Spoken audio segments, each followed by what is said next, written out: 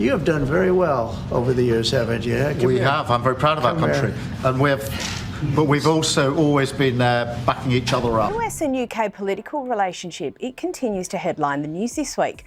First, UK Prime Minister Keir Starmer met with Donald Trump. Britain faces a grim economic reality as Trump's America prepares to slap permanent 10% tariffs on UK exports.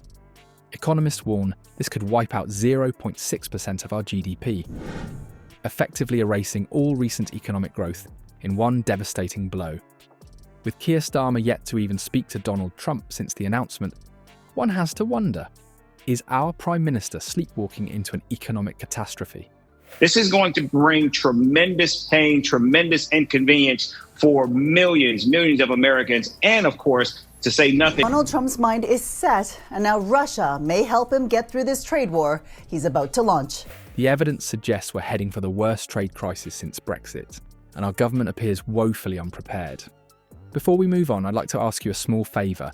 If you appreciate this content, please take a second to like this video and subscribe to the channel. Over 98% of you watch the videos without subscribing. It costs you nothing, but it makes a huge difference to us.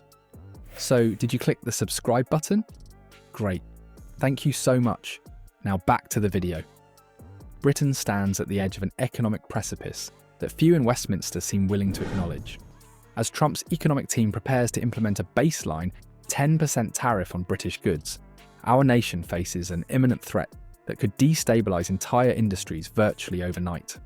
Two countries when it comes to prosperity and security, and I know that together we will strengthen that even further. And We did more deregulation than any president in history by far, not even close, with Republicans in Congress. Kevin Hassett, one of Trump's key economic advisors, has already fired a warning shot across our bow.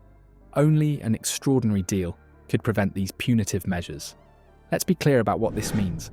Without immediate action, British exports to our largest trading partner face a competitive disadvantage that could prove catastrophic. I've always found about the British, they don't need much help. They can take care of themselves very well.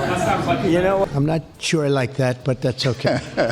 Very, very special person. This isn't mere economic fear-mongering. Hard numbers tell the story that politicians refuse to address. Economic projections suggest these tariffs will slash approximately 0.6% from Britain's GDP, effectively erasing all our recent economic growth with a single policy decision from across the Atlantic. What makes this particularly alarming is how few seem to grasp the gravity of this situation. Political developments between the US and the UK, well, they have been of definite interest to royal observers. They can take care of themselves, but if they need help, I'll always be with the British, okay? I'll always be with them, but they don't need help. While politicians debate cultural issues and engage in parliamentary theatrics, an economic tsunami approaches our shores with frightening speed. The automotive sector stands to be hit hardest.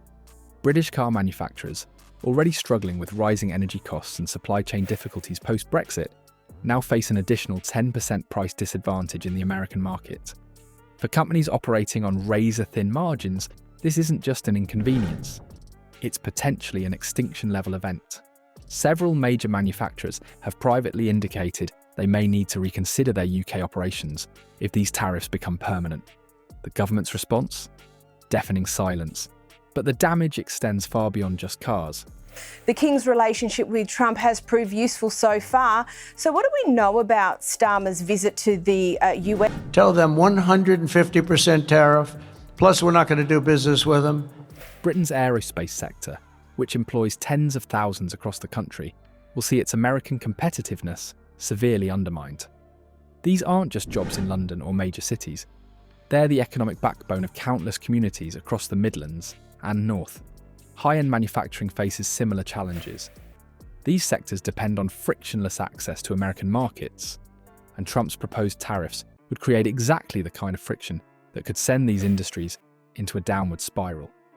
What makes this situation particularly perilous is how the impact will cascade throughout our economy. that the United Kingdom has a true friend in the Oval Office, and it was so good to see the bust of Winston Churchill back in its rightful. Seeing Donald Trump postpone these tariffs, and we have seen a reprieve over this brewing trade war. But now this trade war looks as though it's going to happen. Many British businesses that don't directly export to America still form critical links in supply chains that do. When major exporters struggle, these supporting businesses suffer as well. The economic contagion could spread quickly through regional economies that are already struggling with underinvestment and limited opportunities. And unlike during previous economic challenges, the government's fiscal position leaves little room for meaningful support packages. The timing couldn't be worse. Britain's economic recovery remains still fragile, with inflation still above target and growth anemic compared to our economic peers. We're attempting to navigate out of choppy economic waters, only to find ourselves facing a potential hurricane. We've been taken advantage of. We were led by, in some cases, fools, because anybody that would sign documents like they signed where they were able to take advantage. And there's not much we can do about that. We can't help that. I said, oh, we can help it. So when I came in, the first thing I said is any BRIC state that even mentions... Adding to the pressure is the potential for increased cost of living as exporters raise domestic prices to offset their American losses. For families already struggling with higher food and energy costs, this represents yet another squeeze on household budgets that many simply cannot afford. Perhaps most concerning is how this situation exposes the fantasy at the heart of Britain's post-Brexit foreign policy. For years, politicians have assured us that the special relationship with America would provide a counterbalance to our reduced European influence. Trump's America First philosophy fundamentally rejects this notion. To his administration, Britain is just another trading partner to be squeezed for maximum American advantage.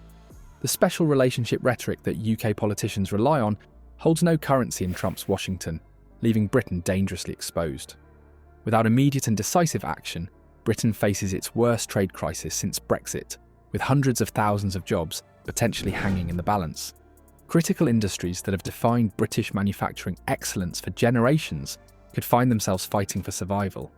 Yet our political leadership seems paralysed, unwilling, or unable to formulate a coherent response to this existential threat to our economic well-being. Let's be absolutely clear about what's unfolding here. Britain stands at the edge of an economic abyss, with recent gains poised to vanish overnight should these devastating tariffs take effect.